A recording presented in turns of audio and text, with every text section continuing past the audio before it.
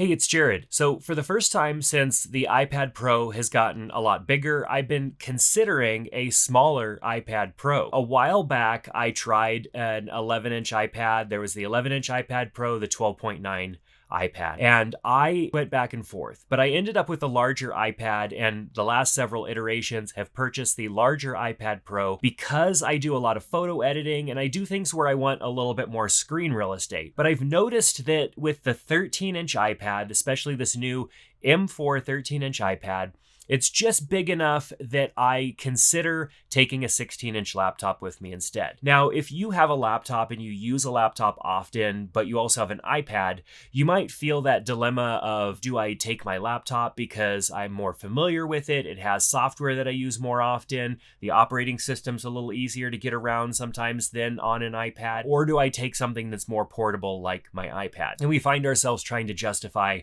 how we're going to use a device. So I think it's very important to consider what size of device actually makes sense for what we're trying to achieve. And so I went ahead and ordered an 11-inch iPad Pro, and trying to use it and figure out what's better for my workflow and the things that I do with an iPad. Should I stick with a 13-inch iPad or use an 11-inch iPad? Now, of course, the first thing that I wanted to know is, are there going to be any performance differences in these iPads? So I ran some benchmark tests and, tried doing some things like editing some photos and exporting, and I couldn't find any difference in performance between both of these devices. Just because the 11-inch iPad Pro is smaller, the only difference is that we have a smaller battery, so we're going to have less time to use this device because the battery is obviously going to drain faster because there's less battery there to utilize.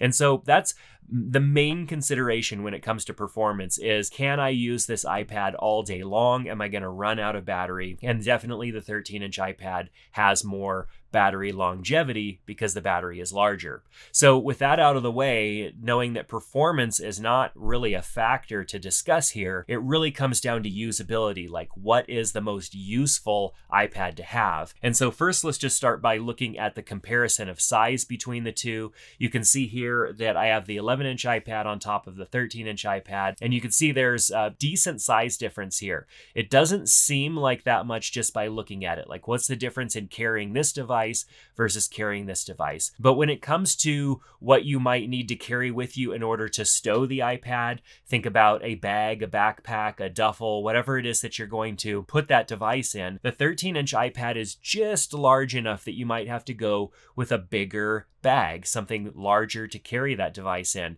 And that's the case for me with the 13-inch iPad. I have a small camera bag that I like to use that I can carry a camera, a lens, and maybe an accessory in. And the 13-inch iPad does not fit in it. Now, I could use my iPad mini. I definitely really enjoy using my iPad mini. It's a great iPad, but it's just too small for editing photos. And if you have a keyboard for it, it's a tiny keyboard, unless you go with a large keyboard that then you have to figure out how to stow. I mean, really, it comes down to sometimes what is usable for me, what can I take with me, and what do I not have? I don't have to size up my gear in order to take that device with me. And so I found that the 11-inch iPad I take with me more often because it fits in a smaller space. It's easier to stow than the 13-inch iPad. It's just that big of a difference. It's one of the reasons why I decide not to take my laptop with me. I have a 16-inch MacBook Pro, a larger laptop, and it is larger and large enough that unless I really need it, I don't want to have to take it with me. And so I'm thinking like, 13-inch iPad, nice, beautiful display, plenty of room to edit photos and do all the things that I do, but it's also just too big of a device sometimes for me to want to take it with me if I'm not 100% sure that I'm going to need it. I found myself, however, taking the 11-inch iPad with me all the time because it's small enough to fit in a smaller bag. It stows away really easily,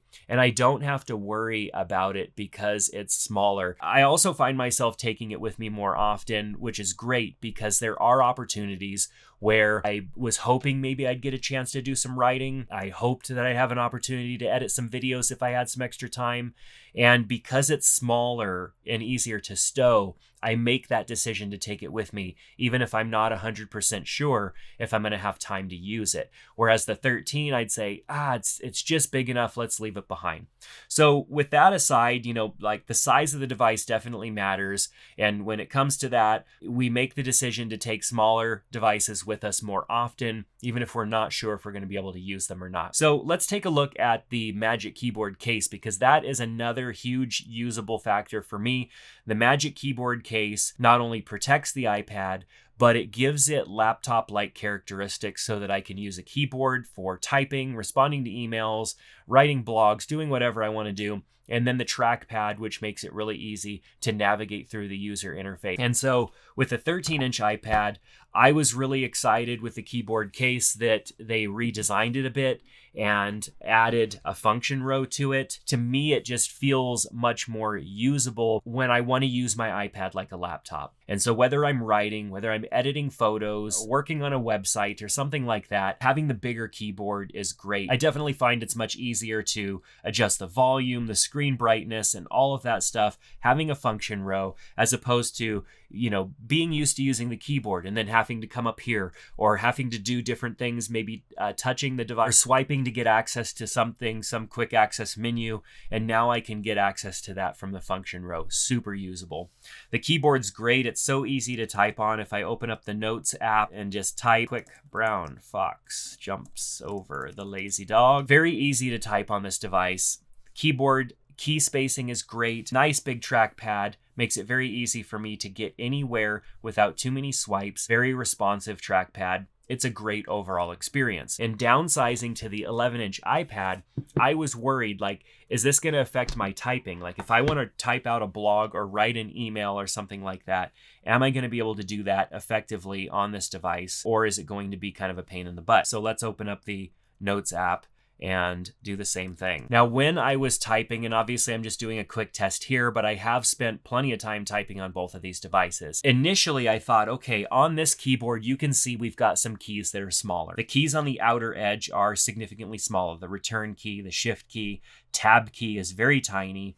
Delete key is smaller. My function row keys are obviously smaller. We can see that. But upon first glance, everything else in the middle looks the same. We're going to be typing on these keys mostly for the letters, and they look relatively the same. It wasn't until just prepping for this video that I noticed, wait a minute, the keycaps on the 11-inch iPad keyboard are just a little bit smaller. Not super noticeable, but just a little bit smaller. So I got out this ruler and I thought, okay, let's lay this across the keyboard here. So if I lay this from the S key to the semicolon, this takes up the entire width of this ruler. It goes from the edge to the edge there.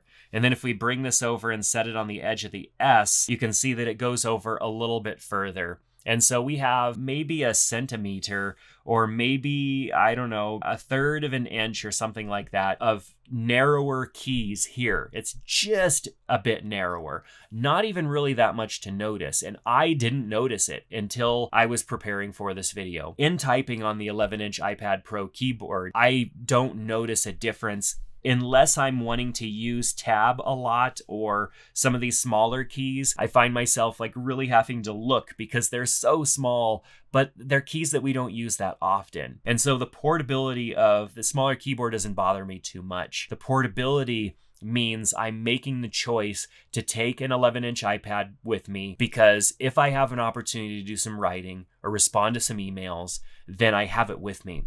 Whereas the 13-inch is just that much bigger. I don't know if I'm going to have time, so I'm going to leave it behind. There's that comes into the fold when I want to be writing more. I want to be faster at responding to emails, and doing that on my phone is not enjoyable. I know doing that on an iPad is better. And so that's where the portability of the 11-inch iPad over the 13 wins out. And the keyboard experience is still pretty great. You can notice a significant difference in trackpad size. And so if I'm going to be doing a lot of things where I'm moving the mouse around quite a bit on the trackpad, the 11-inch trackpad it's short. I'm constantly doing more swipes up and down than I would if I was on the 13-inch. I can just one swipe up and down is easy. Here I have to do a couple of swipes to really get up and down, or I'm running into the edges, and it's Still a great experience, don't get me wrong, and I'm nitpicking at this point. There is a little bit of a difference there. If you find yourself using the trackpad often, definitely having a larger trackpad makes for the experience to be a little bit better. So let's talk about photo editing. I don't know how many of you do photo editing on an iPad. I may be one of the few people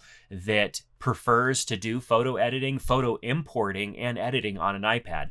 I really enjoy it. It's a great portable device that actually is really fast when it comes to photo editing. The ability to export photos quickly, get them into your camera roll so that you can then share them on social media or email them to a client or whatever it is. I find the process very, very good on an iPad. And so when I first started editing some photos on the 11-inch, I thought, oh man, I just don't have as much screen real estate. The user interface seems to take up so much more room than if I'm over on the 13-inch iPad. You know, as I'm like zooming in, I'm thinking, okay, I don't have as much space. Like if I zoom in here to get kind of the same crop, I've got so much more screen real estate over here. Also, with applications that have a user interface that you need, the user interface, it just takes up more space, less workspace that's left available. And I find myself pinching and zooming around more on the 11-inch iPad than I would have to on the 13-inch iPad. And so initially that was like a stumbling block. I thought to myself, there's no way that I'm going to choose this smaller display because this gives me so much more room. There's more room for activities. And so with the 11-inch iPad, that was my original stumbling block. But when I go out with a camera and I go out and shoot, whether it's for a client or just for recreation, and I'm taking pictures and I'm thinking like, do I take my iPad with me so I can edit a few of those photos? You know, maybe I'm taking a smaller camera bag or I'm wanting to pack lighter. In comes that decision of portability again. I'm thinking to myself like, oh, the 13-inch iPad, it adds just that much more weight to my overall bag. Maybe I need a bigger bag because of that. And I'm making that decision of leaving it behind thinking like, oh, I probably won't even have time to edit photos. I'll just edit them when I get home and I can grab my iPad. And so then enters that like doubt. And so I end up leaving the 13-inch iPad behind. Whereas with the 11-inch, it fits in the bag, it's lighter weight, it just stays out of the way. And if I use it, great. If I don't use it, I'm not going to be upset because it is smaller and I didn't have to change what I needed to do in order to take the bigger iPad. And again, you look at both of these devices, they're both super thin and have a relatively small footprint. But when it comes to packing gear and carrying things, you make those decisions to leave things behind that are just that much bigger, that add that much more weight because you're making the decision, do I really need that? And the 11-inch iPad, it's the right size device. I could take it with me. Whether I'm going to use it or not, it would be great just to have it with me. And so that enters that consideration once again. But with photo editing, I do find myself pinching and zooming around, not having as much screen real estate available, you know, to really get in close on images. Both of these I ordered with the nano glass display just so that I don't have that reflection and whatnot. And I don't know, having the bigger display for photo editing, if I'm going to sit down and get serious about photo editing, and even back to typing, if I'm going to sit down and get serious about typing, it is nice to have a little bit larger of a display. But the portability is the issue for me there because I'm making that decision. So with photo editing, I find no performance difference between either of these devices. They both perform fantastically. But as far as my workflow, I find myself pinching and zooming a lot more, wanting to get the user interface out of the way so it's not in the way of my image and I have more screen real estate, but then I've got to bring the user interface back. And so I'm coming in and out of these different modes where user interface takes screen up and I can get rid of it. And so it changes my workflow ever so slightly. It's definitely something that you have to get used to. But in reality, if I'm only editing a couple photos, it doesn't make that big of a difference. So let's look at using the Apple Pencil Pro. So we'll take the iPad here off of the keyboard and bring it down and open up something, maybe the Notes app. And so we'll just swipe up from the side to get access to a quick note here. And very easy, I can write a note. And so we've got a good amount of space here. And so if I want to open this up into a large screen size here and get access to this, I've got a ton of space available here. And so if I am an artist, definitely having a larger display is great. If I was in an app like Procreate, I could just really pinch in and get into those finer details and have so much screen and also just have so much more platform to position my palm. And so my palm isn't hanging off the edge. I've just got tons of room here. And I really like the nano display. It just feels better than the glossy glass. Yeah, it definitely feels better to write on. So as I continue to write, I just really like the experience of the bigger display. But the conversation that I keep coming back to is this a portable device that I want to take with me, and how am I going to use it? Now, when it comes to the Apple Pencil, I tend to use my iPad for writing. I'm not much of an artist. I'll either be editing photos and using my pen to make adjustments or use brushes. Sometimes maybe if I'm in Photoshop, I'm using brushes, but often I'm journaling and writing. And so the writing experience is what I'm looking for in an iPad. And with the 13-inch iPad Pro, I find myself gravitating towards using my iPad mini for journaling because it's nice and small. The iPad mini is definitely more portable, and because of that, I have my iPad mini with me more often. But it is a smaller screen, and it's the iPad mini. It's a few years old. It's not as powerful as the M4 iPad Pro. And so I started looking at the 11-inch, and is the 11-inch something that I would want to carry around with me to do journaling and to take notes and all of that good stuff? Is this the right size? So it recognizes the Apple Pencil, and then usually you have to take it back off once and then put it back on the device, and it's recognized here on the device, and so it should respond now, and it does. That's what I love about the Apple Pencil, is I can go from device to device, and it really easily just connects to the other device. Let's swipe up from the side, and let's go ahead and open the Notes app. We have our note that I just got done writing. Let's go ahead and write. What's crazy is how fast it up. I've never done this before. I had the Notes app opened on both devices. That's actually pretty cool. The fact that it syncs that fast. It's like syncing that if I had the Notes app open on my Mac, it would probably do the same thing. So this is just a nerdy realization here that I'm having. But, you know, my palm takes up a good portion of this device now. If we look at the size difference of both of these devices, my palm is just down here in the corner or up here top, and I can move my palm all over, and there's so much screen real estate. Whereas on this device, my palm takes up pretty much the entire height. And so if I want to come down more to the bottom, my palm is off of the device. If I want to come over here to the side, my palm is off of the device. Whereas here, I could come more down to the bottom and my palm is still on the device. It just feels better to have your palm on the same plane as what you're writing. And so that's the issue that I have with my iPad mini, is it's such a smaller device that my palm is constantly off the side, and it just feels weird a little bit to write. Obviously, I can't use the Apple Pencil Pro on the iPad mini. I have the regular Apple Pencil for that, but there is a difference there. And I think you really will notice a difference if you're an artist and you're going to be making finer adjustments and pen movements with your Apple Pencil. Having more space for your palm on the essentially the page is probably going to make a difference. And so the 13-inch iPad would be great for that, because you don't have your palm hanging off the edge, and you're trying to position your palm in a way that is stable, that doesn't affect things weird on the iPad. Like here, it has good palm rejection or whatever, but very easily I can accidentally scroll up and down if I'm not careful. Of course, I could do that on the iPad 13-inch as well. When it comes to using the device, I think having extra room for your palm on the screen so that you can still write, and even write almost all the way over to the edge without running your palm off the side, is probably pretty useful and a better overall experience. But each person's going to be different, and things that might frustrate me might not frustrate you. And so, I don't know, take everything I say with a grain of salt and apply it to how you would use the device yourself. So let's talk a little bit about battery life. I mentioned it at the beginning. I mean, there's obviously a difference in battery size between these devices, but when it comes to using the device for longer periods of time, how much battery are we talking about losing when it comes to the 11-inch iPad Pro? It comes down to what applications you're going to use and how taxing those are going to be on the system. Just like any other computing device, when we use applications that use more resources, then it's going to drain the battery faster. That's the case on my MacBook Pro. I can go all day long answering emails, browsing the web, and doing light work on the MacBook Pro. But the minute that I start editing and rendering out video and photos and stuff like that on the MacBook Pro, it's going to drain the battery much faster than it would if I was doing light work. And that's the same thing when it comes to both of these devices here. The 13-inch iPad Pro has a very large battery,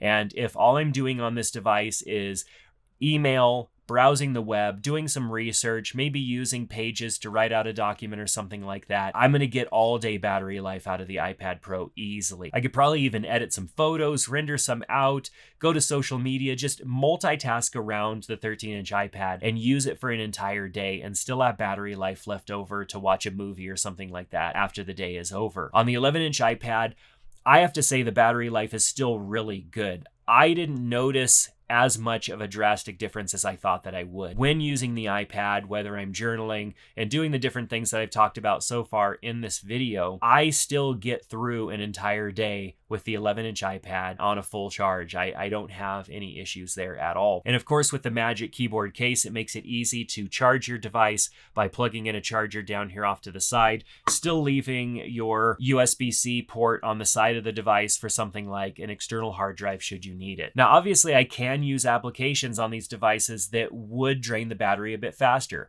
I could use Final Cut Pro for iPad and I could be editing video and exporting video. That process would probably take me longer than it would if I was on my computer. So being that this work is not as fast on an iPad as it would be on my computer, when using those heavier applications, it would drain the battery and I probably wouldn't get a full day of use out of it. But that's not how I use my iPad. I use my iPad for everything that I've talked about so far: writing, journaling, editing photos and stuff like that. I don't do anything crazy on my iPad. And so whether I'm on the 13-inch or the 11-inch, I'm not having a battery issue or I'm running out of battery at the end of the day. So I don't think that that's a consideration unless you're going to do heavy gaming or use applications that require heavy resources. And if you're doing that, having a larger display always helps. Having a larger display helps with editing video, playing video games, all of that stuff. Having a larger display is just better across the board. So the 13-inch might be the better option. So for me, what is my final decision going to be? Well, I found that the most practical device is the one that I'm going to end up using more. And the 13-inch iPad Pro is just big enough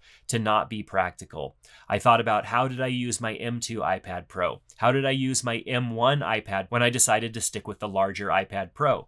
I wasn't using those devices as much as I would like, and I found myself gravitating back towards a laptop. I even recently made a video talking about how I found the iPad Air to be more useful and productive for me than the 13-inch iPad Pro. But it's also a 13-inch device, about the same size as an iPad Pro, and I found myself not taking it with me in those instances where I had to weigh the practicality of the device. The 11-inch iPad Pro is the right size, and it answers that question for me. Is it practical to take with me, even if I'm not sure whether or not I'm going to use it? Ultimately, it comes down to what's important to you in a device, how you're going to use it, and where the barriers lie to you just not taking it with you because it's too big of a device to cart around. I'd love to hear what your thoughts are on that down in the comment section below. Do you prefer the bigger iPad versus the smaller iPad? What are your thoughts? Let's talk about that down there. If you haven't made your decision yet, I've got links in the description to both of these iPads, the keyboard cases.